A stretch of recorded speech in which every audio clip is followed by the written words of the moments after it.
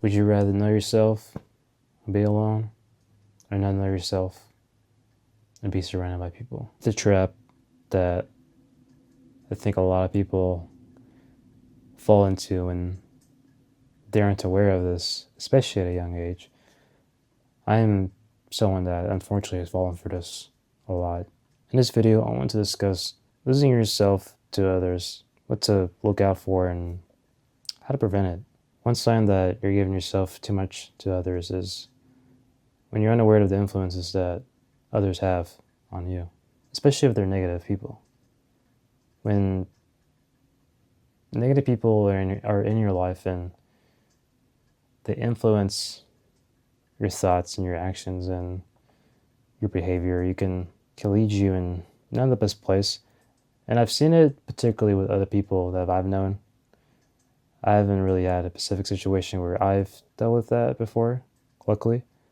But I've seen it happen to a lot of people where they became part of a group and they just became so negative or just kind of depressed, unfortunately. So, and don't get me wrong, some people could be really great if you have the right people around you, but it can also work the other way around where if they're negative, they're gonna unfortunately bring you down.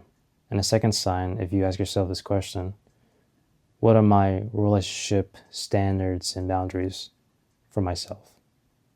When I'm meeting someone new or I'm building a new relationship, what are those standards and what are those values that I hold, that when I build a relationship that this doesn't cross the line?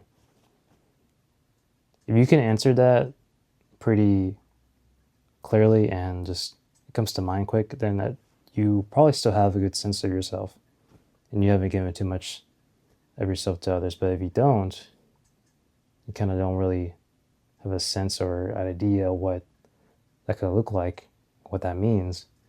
It could be a sign that you don't have those established, or you might have lost them because you've let people walked over those. And then continuing with the establishment of boundaries and standards, you can take a step back and look at your relationships and evaluate like which ones are just overstepping those and aren't meeting what you really value in relationships and friendships.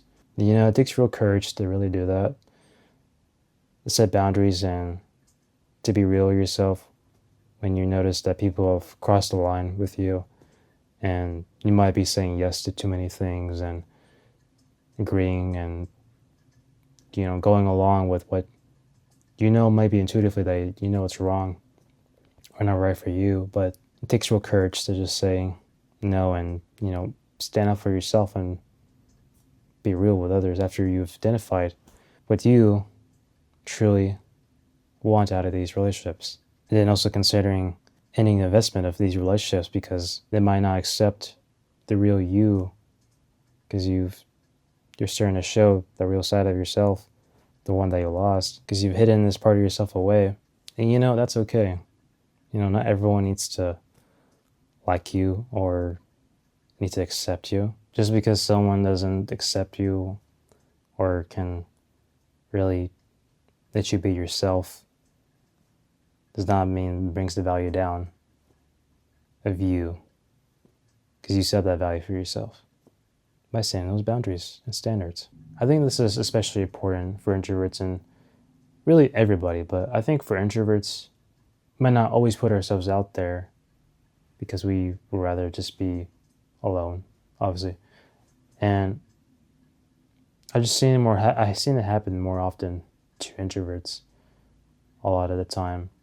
Doesn't mean it doesn't happen to extroverts, it can happen to them too. But because I think once an introvert has this experience where they lose themselves to others, they particularly won't fall for it again, especially with how severe it is. Once it happens, once they get older, they won't fall for it. They'll be more cautious with who they invest their time with. I guess kind of be more picky with the people that they stick around with. People around you do influence life a lot. You might not realize this sometimes, but a lot of times we're just so unaware of it. And because we just live in a society that influences us every day.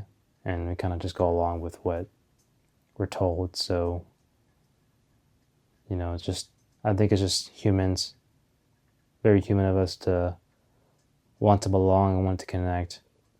But I think a little more self-awareness into what that means for us, and particularly what we want to be, what our life, what we want our life to look like.